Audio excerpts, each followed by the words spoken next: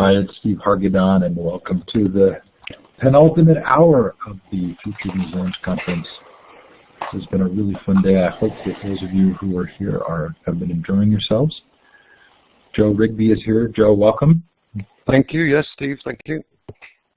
Delighted to have you here. Big thanks to NMC.org, the New Media Consortium, and the Center for the Future of Museums, our partners for this inaugural event, and to Alex Freeman and to Elizabeth Merritt as co-chairs from those respective organizations. This is a learningrevolution.com project. We try and hold events on the learning professions. For those in the learning professions, we have a Future of Libraries conference held every October, a school leadership summit in the spring of each year. We have a homeschool conference coming up in August. Really a lot of fun. Over 100,000 attendees each year, so we hope you'll join us for some other events. This is a chance for those of you in the live session to indicate where you're participating from. Most of you probably know the drill by now, but look for the star to the left of the map. Click on it. The icons will open up. You can choose star or smiley face, whatever you'd like to place it on the map. And put in the chat, if you would, where you're participating from, any other information you think we might find fun to know.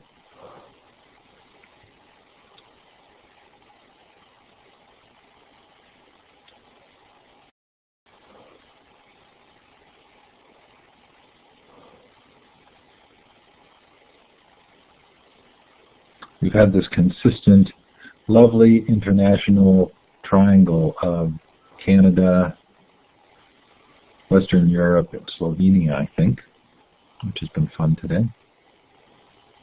Oh, Serbia.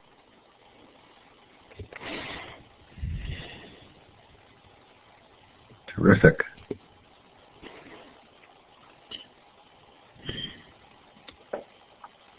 Okay, please keep those locations coming in the chat. I'm going to move the slide forward. And Joe, the time is yours. Thank you, Steve. Thank you so much for coming to show some interest in this presentation. What we're trying to do here is to really get across the fact that it is possible now to take 3D models, realistic 3D digitized models, and insert them into virtual museums which are on a multi-participant platform. So that means a platform where you will be able to click on a URL link, and that link will take you into a 3D environment, provide you with an avatar which you can use to walk around the museum with other participants in their avatar form, and actually look at the exhibits. And there will be the possibility, or we can do this, where you have the metadata, all the information that's valuable on the model, so you can actually get the educational value from it.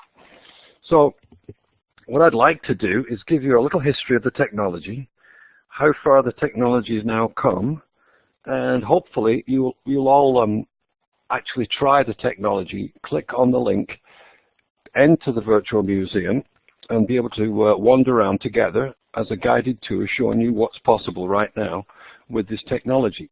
Now, I have to apologize. The technology only works for PC and Mac with the Safari browser.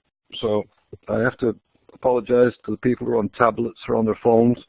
Right now, this technology is limited to basically Windows and Mac. So about, I'd say, 7 years ago, one of the founders that we've been working with actually did an architectural degree in Ryerson University in Toronto.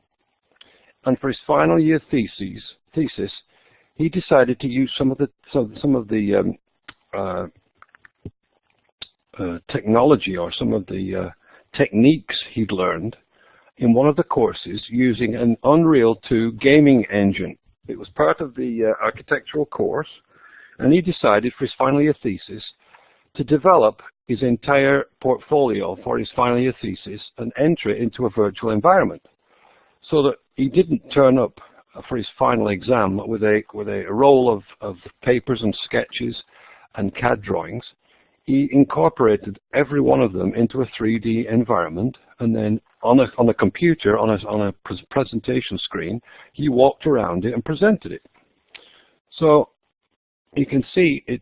He actually put this into a 3-floor museum-type environment, which he could walk and fly around. And he put all copies of all his drawings, his CAD drawings, his sketches, his concepts, and he actually did a 3D model of the final building that he had to construct. Now, all 3D digitized models are made of vertex and polygons. And the trick really is that with more polygons and with photorealistic textures, you can make replicas that you can then put into 3D worlds. So we started probably about 5-6 years ago taking various models that you could pick up off the internet. We got models of the Colosseum, and this is actually the Arch of Titus from Rome, and we started experimenting on bringing them into virtual spaces that we could join together as a group to wander around. Now, this was based on the Unreal 2 engine, gaming engine. So it was still quite complicated to be able to download the game, connect together over a network, and actually enter the environment and walk around as a group.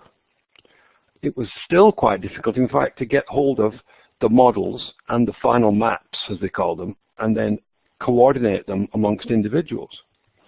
But at least we figured out that it was possible to take very complex models, and this is actually the Theatre of Pompey, which was generated and made over a year. I think it was almost 18 months of exhaustive design work using Studio Max, 3D Studio Max. They made a copy of the reconstructed Theatre of Pompey, and this was done at the Visualization Lab in King's College in London. And we worked with them, and they sent us their information, and we actually did a paper on this. So what we ended up trying to do was develop a technique where you could get actual industrial drawings now. So you get hold of very, very dimensionally accurate designs of furnaces, which were put together for copper refining in this case. And we took the 2D CAD drawings, developed them into meshes using AutoCAD and 3D Studio Max, and then brought them into environments. So the unique property here was that these vessels, these refining industrial vessels, were made perfectly to scale. So this would be perfectly exactly the same size as the real life. So it could be shown to customers to get a better grasp of the details needed for actually constructing these furnaces. Well, obviously this was accepted as being quite a dry application in some ways. So we were then asked to start developing certain types of simple museum. Oh, sorry. This is the inside of the vessel complete.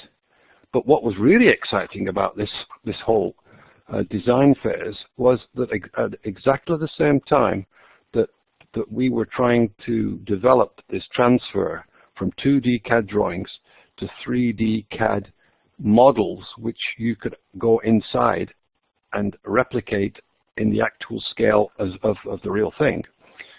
The really exciting thing happened that Nortel, who was then taken over by Avaya, had developed a platform.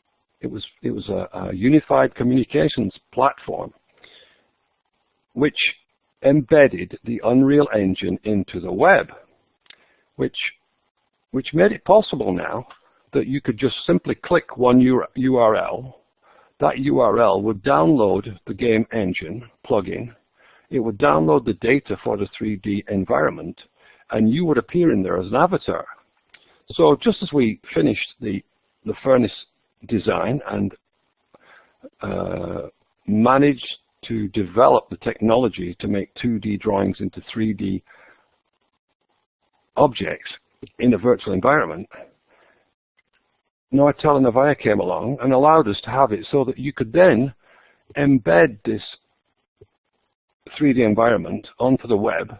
You would click the URL, and now you could walk up and down here with anybody in the world that had an internet connection and could just click the URL and appear inside this vessel. So as soon as we did this, we started contemplating the idea of making more complex, more realistic, more popularly attractive environments. And here you can see one of the design phases using the development kit, where we imported the Titanic into an environment. It's a 5th scale replica, and now you could walk around a museum type environment and look at various forms of modeling, and this pushed the envelope of the capability of this application simply by the fact that this Titanic was now 1 million polygons.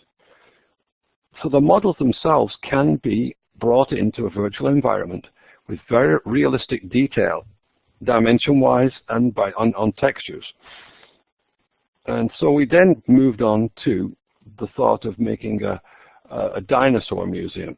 In fact, this was based on a museum that was developed by the Carnegie Museum in Pittsburgh. I think it's, sorry, Carnegie Mellon Museum in Pittsburgh. They developed it for the Feathered Dinosaur exhibition, and it was available to download from the internet. So we actually downloaded the museum and started to try and import our own models of dinosaurs. So the whole point now was, yes, it's possible to bring in very complex, detailed models and pop them into a environment that you could then appear as an avatar and walk around. So a couple more shots of the dinosaur museum. Now, one of the most interesting things that came along pretty soon after this was that not only could we develop models using AutoCAD or 3D Studio or Max, but now it was possible to use commercially available laser scanning machines and photogrammetry. So what that basically means is you can get a piece of equipment right now, and it scans the object. It takes the actual texture, color, and exact dimensions, and brings that entire object into the computer as a finished 3D object. And not only that, there is software available now, which is called photogrammetry, where you could go and take maybe 20 pictures of an object from a different angle. And the software will stitch together a 3D model using those pictures. Now, you sometimes do have to go in and do some final polishing up and tweaking of the polygons to make it look really good. But the point really is that any object in any museum now can be laser scanned or can be photogrammetry. Using photogrammetry can be made into a 3D object, which is an entire exact copy of what the original exhibit was. So we quickly found out that there was a museum in England, in Lincoln, in the city of Lincoln. There's an art gallery called the Usher Gallery. And the Usher Gallery paid an artist technologist to spend a year scanning the sculptures that were in the gallery. And after they finished that, the grant money was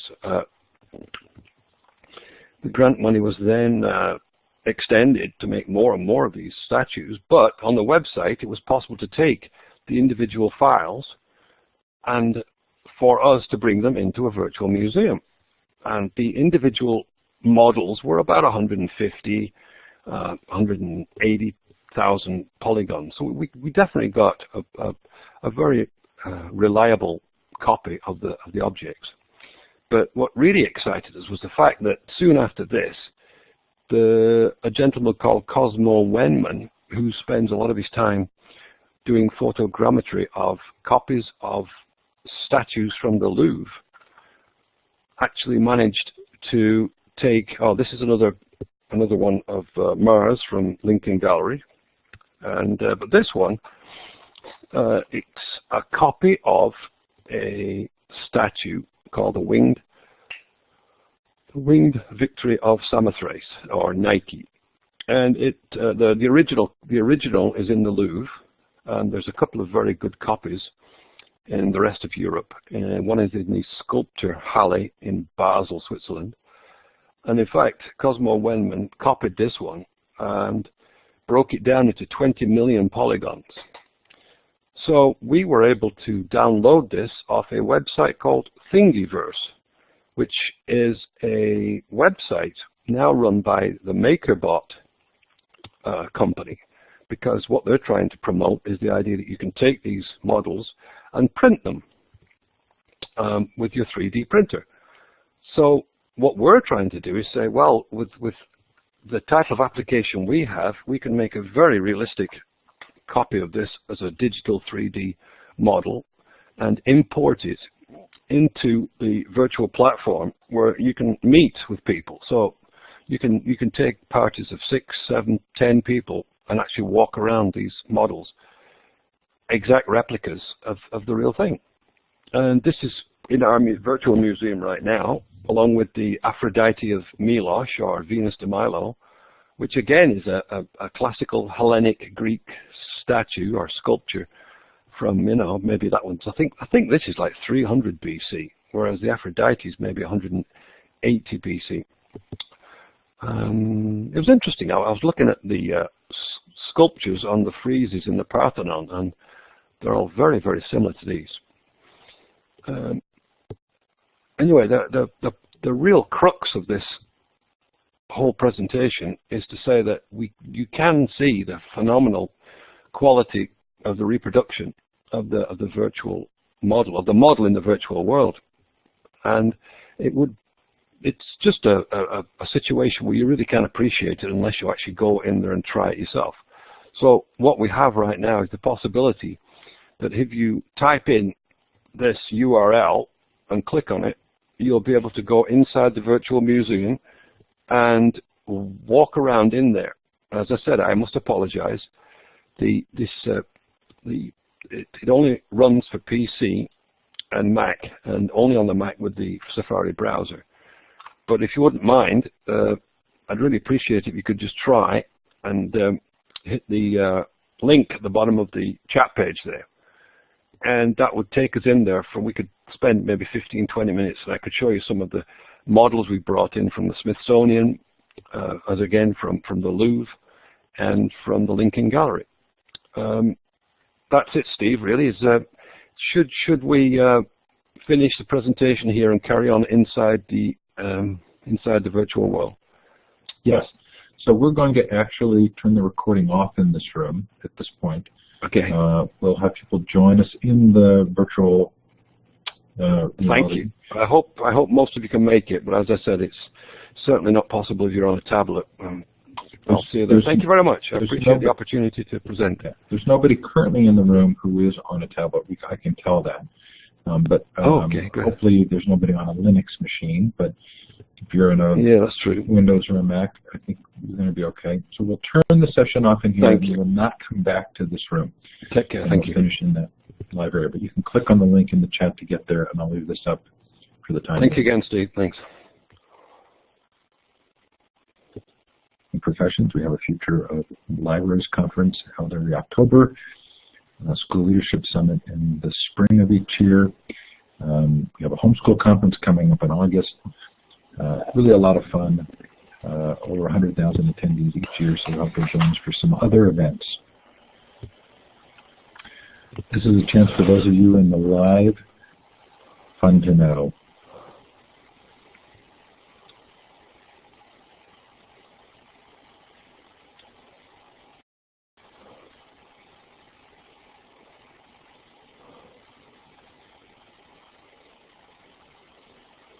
We've had this consistent, lovely international triangle of Hi, it's Steve Hargadon, and welcome to the penultimate hour of the Future Museums Conference. This has been a really fun day. I hope that those of you who are here have been enjoying yourselves. Joe Rigby is here. Joe, welcome. Thank you. Yes, Steve, thank you. Delighted to have you here. Big thanks to nmc.org, the New Media Consortium, and the Center for the Future of Museums, our partners for this inaugural event, and to Alex Freeman and to Elizabeth Merritt as co-chairs from those respective organizations. This is a learningrevolution.com project. We try and hold events on the learning professions for those in the learning session to indicate where you're participating from. Most of you probably know the drill by now, but look for the star to the left of the map. Click on it. The icons will open up. You can choose star or smiley face, whatever you'd like to place it on the map. And put in the chat, if you would, where you're participating from, any other information you think we might find